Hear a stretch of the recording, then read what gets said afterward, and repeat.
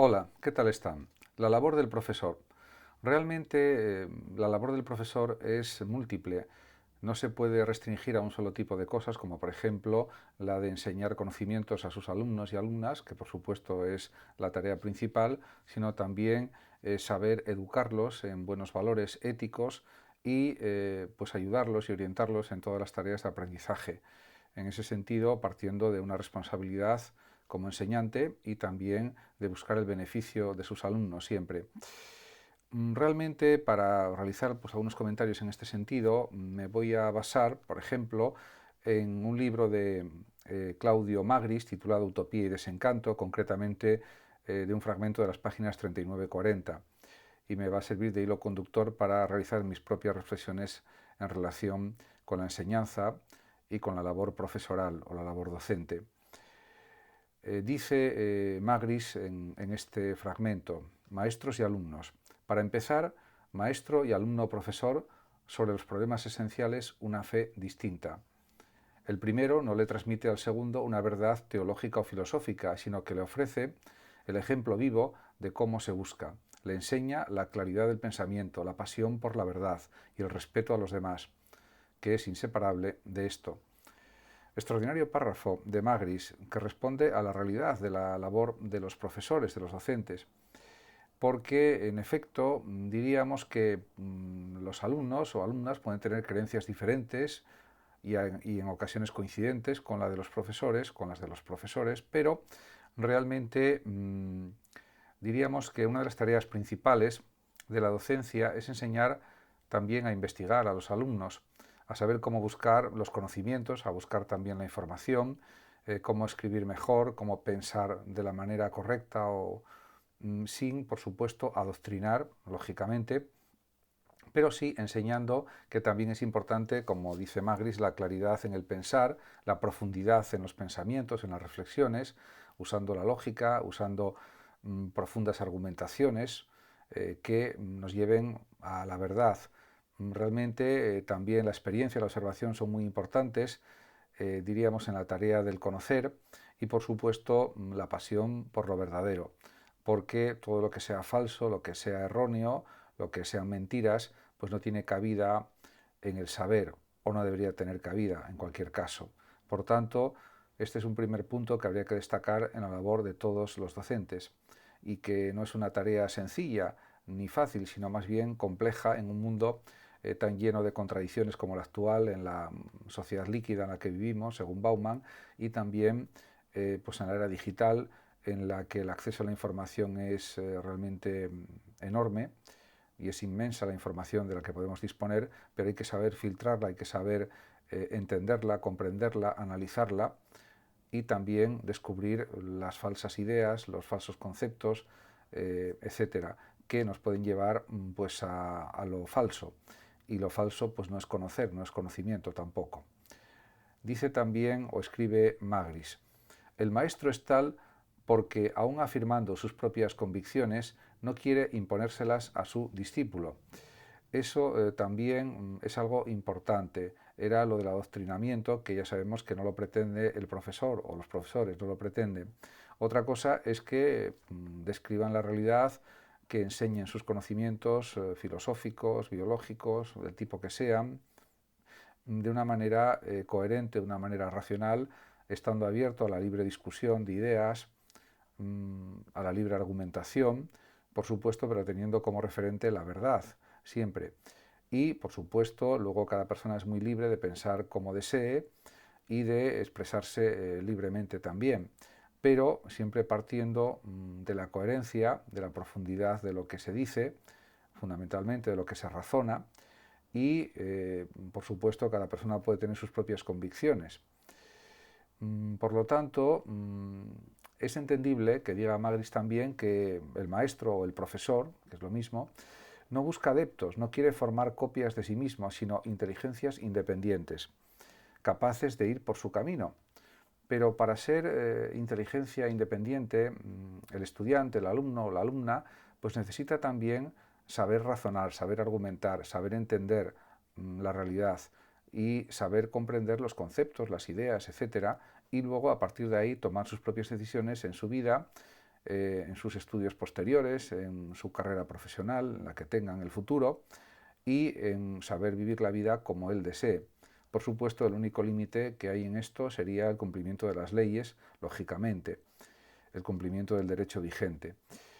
Por otra parte, también dice Magris, es más, es un maestro solo en cuanto que sabe entender cuál es el camino adecuado para su alumno y sabe ayudarle a encontrarlo y a recorrerlo, a no traicionar la esencia de su persona. En efecto, no todos los alumnos tienen las mismas capacidades, diríamos, en el sentido de que no tienen tampoco las mismas pasiones en la vida.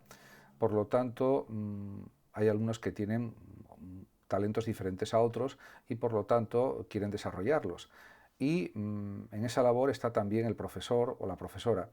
Y en ese sentido, pues efectivamente, lo más adecuado, lo más apropiado, creo yo, es pues reforzar los estudios que desee cada alumno, en el sentido de si quiere seguir su propia vocación o su propia pasión o su propio talento o sus propios talentos, y esa es la tarea.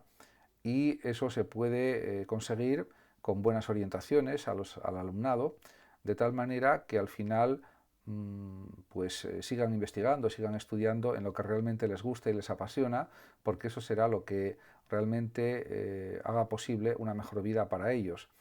Aparte que también son libres de buscar estudios que no estén tan de acuerdo con sus talentos, vamos a decir así, pero en principio parece que lo más lógico, lo más habitual es que los alumnos desarrollen sus talentos de la mejor forma posible.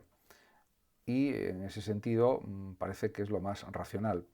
De todas maneras, por supuesto, está también la libertad individual y eso hay que respetarlo siempre. En cualquier caso, esa es la tarea de la docencia, de los docentes concretamente. También dice Claudio Magris lo siguiente: contar con auténticos maestros es una suerte extraordinaria, pero también es un mérito, porque presupone la capacidad de saberles reconocer y saber aceptar su ayuda. No solo dar, también recibir es un signo de libertad, y un hombre libre es quien sabe confesar su debilidad y coger la mano que se le ofrece. Efectivamente, los auténticos profesores y maestros, que a mi juicio son todos, en una labor profesional que es vocacional, creo yo, más bien, pues supone que los docentes intentan sacar lo mejor de sus alumnos en cuanto a rendimiento académico, actitudes, comportamientos, etc. En ese sentido, pues buscan el beneficio de sus alumnos para que, diríamos, desarrollen sus estudios con el mayor rendimiento posible. Y en ese sentido, pues la labor de orientación, de apoyo, pues psicológico incluso también, pues es esencial en el proceso de enseñanza-aprendizaje. Por último, en el último párrafo de este fragmento de Claudio Magris, dice este autor: esa es la arriesgada y buena paridad que enseñan los maestros, y lo que sobre todo enseñan es la responsabilidad. Claro, es una idea que a veces los estudiantes no tienen muy clara, la de la responsabilidad, o la conocen pero tienen dudas acerca de la misma. Pero está claro que la responsabilidad significa hacerse cargo de lo que uno decide, pensar lo que uno va a hacer y ver las consecuencias y los efectos de lo que uno hace. O dicho también con las palabras de Claudio Magris, responsabilidad significa pagar el precio que comportan cada afirmación y cada acción, afrontar las consecuencias de cada toma de posición y las renuncias implícitas en toda elección. Significa, en primer lugar, no empujar a los demás hacia caminos que estos no son capaces de recorrer. En efecto, siempre que elegimos cosas, ya lo decía Ortega y Gasset, elegir es vivir. Por lo tanto, elegimos en nuestra vida finita multitud de cosas, pero no podemos elegirlo absolutamente todo, porque entonces no sería una elección, sería hacerlo todo, y eso es imposible.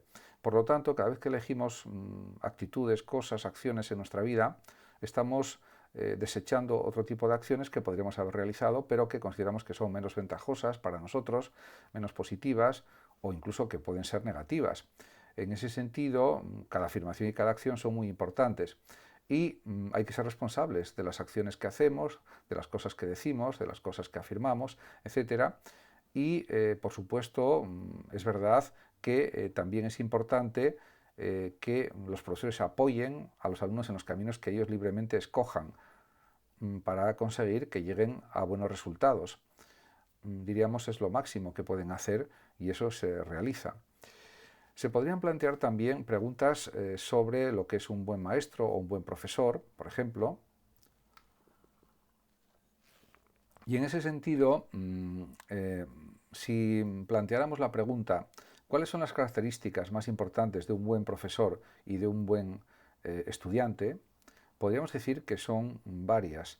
A mi juicio, el buen profesor es el que realmente se preocupa de enseñar de la mejor forma posible, siendo claro, intentando que se entienda todo lo que dice, todo lo que explica, y luego, por supuesto, ayudando a sus alumnos a que resuelvan las dudas, las dificultades, las complejidades en el proceso de estudio, en la propia clase y también en las actividades que se puedan mandar para casa. De esa forma, por ejemplo, en la enseñanza media, pues eso generalmente, si es así, eso da unos extraordinarios resultados. Y en cuanto al estudiante, sobre todo que preste atención en clase, que se atreva a preguntar al profesor de una manera educada y responsable, y por supuesto que se sienta alegre en el proceso de aprendizaje, que sienta que está creciendo como persona y por supuesto que pueda consultar dudas a los profesores de una manera por supuesto respetuosa, pero con un talante abierto y con una actitud positiva.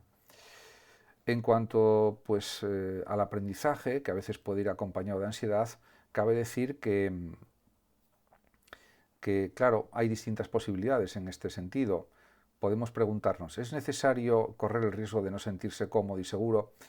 Pues yo contestaría que sí, porque tanto en la vida como en el estudio, en el aprendizaje, sea en la etapa que sea, en la etapa de los institutos, en la etapa también de la universidad y en otras etapas, en la etapa de la educación primaria también, yo creo que un cierto riesgo en el sentido de atreverse a preguntar, de atreverse a investigar, de atreverse a ampliar conocimientos, eso siempre es positivo, porque lo que es demasiado fácil, demasiado sencillo, generalmente no nos aporta grandes cosas y en cambio pues tener un espíritu curioso, una mente curiosa, eso siempre nos ayuda mucho. Por supuesto, siempre descansando, etcétera. Pero el aprendizaje está claro que no tiene que ir acompañado de ansiedad, de angustia, todo lo contrario, porque al final todo se irá resolviendo de la mejor manera posible. Y las capacidades de los alumnos son diferentes, son distintas. A unos alumnos se les da mejor una materia que otra, o varias materias que otras. Y depende también de muchos factores, de muchos elementos, etcétera. Por lo tanto, aún con estas circunstancias hay que tener una actitud pues tranquila, satisfecha en todo proceso de aprendizaje. Esa es la base para poder aprender también mejor y de una forma más eficiente y más eficaz. Otra pregunta que se podría realizar es la siguiente: ¿el aprendizaje es una actividad inseparable de la vida? Por supuesto que sí. Siempre estamos aprendiendo desde que nacemos, prácticamente, en la infancia, en la primera infancia, posteriormente también, en la adolescencia, en la juventud, en la etapa madura y en la etapa de la vejez. Siempre se está aprendiendo, porque el aprendizaje pues, supone adquirir conocimientos, experiencias y sensaciones cada día, y eso sucede todos los días durante toda nuestra vida. Por lo tanto, cada día que pasa, tenemos más conocimientos, más experiencias y más sensaciones en nuestro cerebro, en nuestra mente. Por lo tanto, el aprendizaje es algo inseparable de la existencia, sin ninguna duda. Por otra parte, a veces se pretende que los aprendizajes sean todos muy sencillos, muy fáciles, etc. Y eso generalmente no es posible, porque cualquier aprendizaje significativo, importante, puede ser lento y doloroso entre comillas, en el sentido de que requiere paciencia, requiere esfuerzo, mayor o menor, y en ese sentido. Pero, por otra parte, los saberes que se van aprendiendo quedan en nuestra mente, en nuestra memoria a largo plazo, y es algo siempre pues, muy positivo, muy gratificante.